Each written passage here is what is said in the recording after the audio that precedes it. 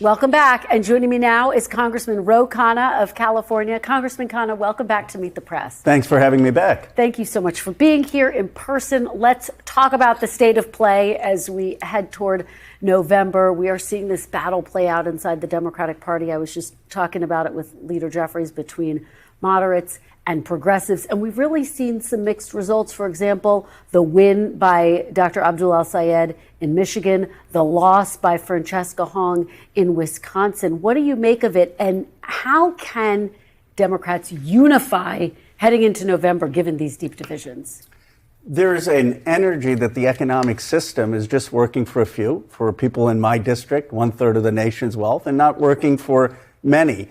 And that is really the animating theme in the Democratic Party, that we want the economy working for everyone. Now, we have different ideas on how to do that. I am for Medicare for all. I'm for a tax on billionaires. I'm for no foreign wars. So there are legitimate differences, but the unifying theme is that this system isn't working for ordinary Americans. What do you make of what you just heard from Leader Jeffries on Medicare for all? Medicare for all is arguably the most important priority. It would save money and it would save lives. Look, there was just a Yale study that came out. It would save $1 trillion in terms of costs, in terms of healthcare. We know that the average income of workers is 43%. It's the lowest it's ever been since 1929. One of the reasons is because of exploding health insurance. Medicare for all would increase wages. Were you disappointed to hear Leader Jeffries say at this point in time he says he wouldn't vote for Medicare for all? Well, look, I respect the difference, but I will say this. It needs to have a vote on the House floor. The majority of the House Democrats are going to support it.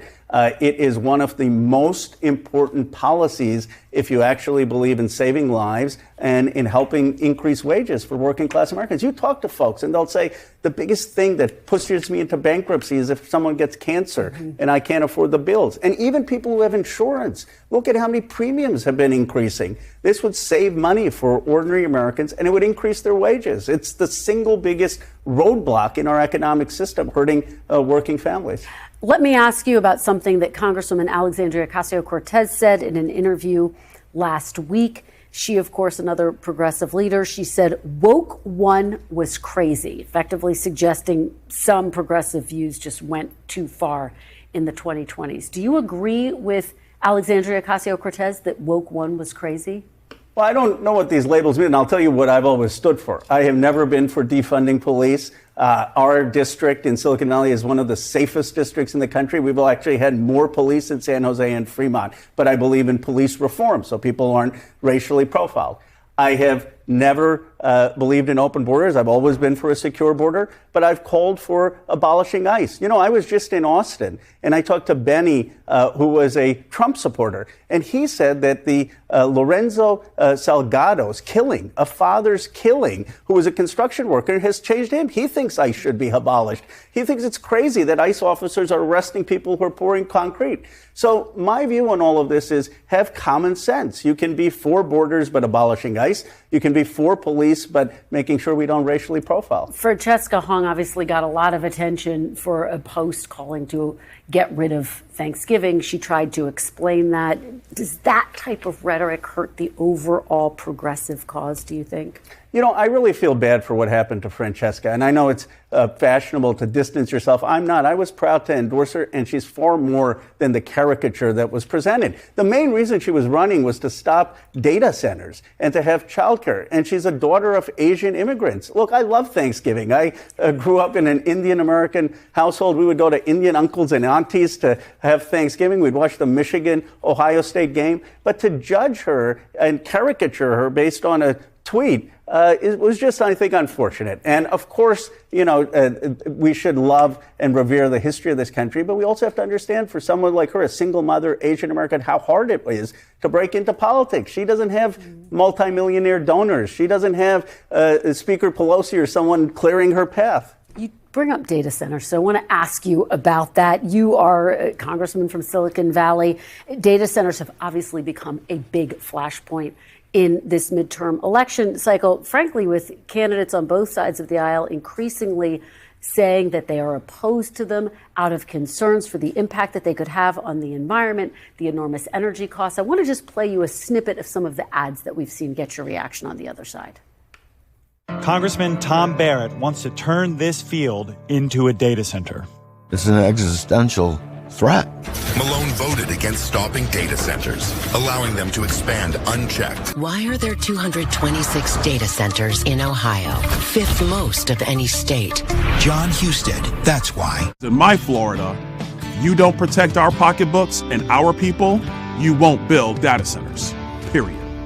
Can America lead the world in artificial intelligence if it opposes the very infrastructure that is needed to build these AI centers?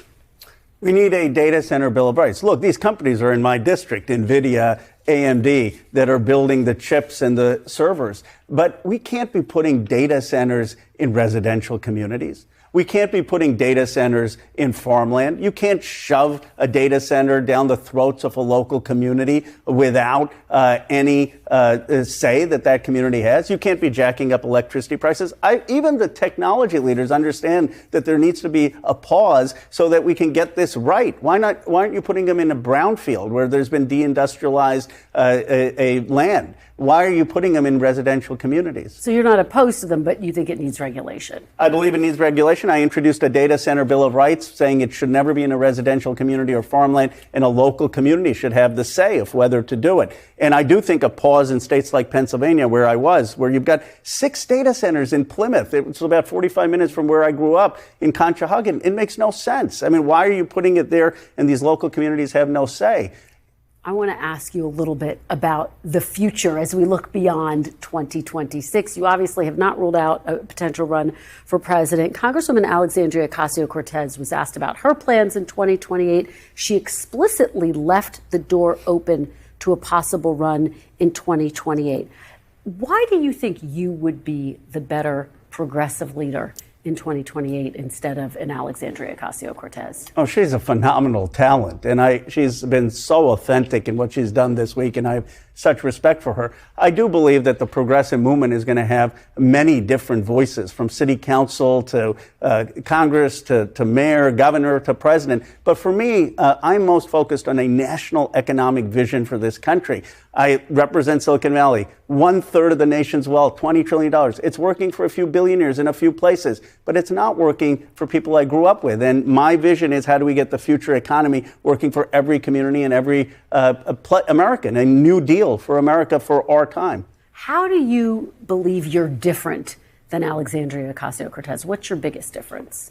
Well, we have different things that we're offering the country. For me, it is an economic vision. How are we going to reindustrialize this country? How are we going to bring new jobs everywhere? How are we going to make sure AI is not just working for a few billionaires, but is working for communities that were deindustrialized? I have a clear economic vision. I call it economic patriotism. And I believe that this is what the Democratic Party needs, a new national economic project to make sure every person has a stake in the country. And, we'll see whether that it's me or not. But I will say this, the Democrats' path back out of the wilderness is to have a clear national economic message. We shafted too many communities that were deindustrialized. We left out the working class. People want to know that someone understands the economy and they have a vision for the future where their families will succeed. All right, Congressman Khanna, thanks so much. Really appreciate your being here. Appreciate it. We thank you for watching, and remember, stay updated on breaking news and top stories on the NBC News app or watch live on our YouTube channel.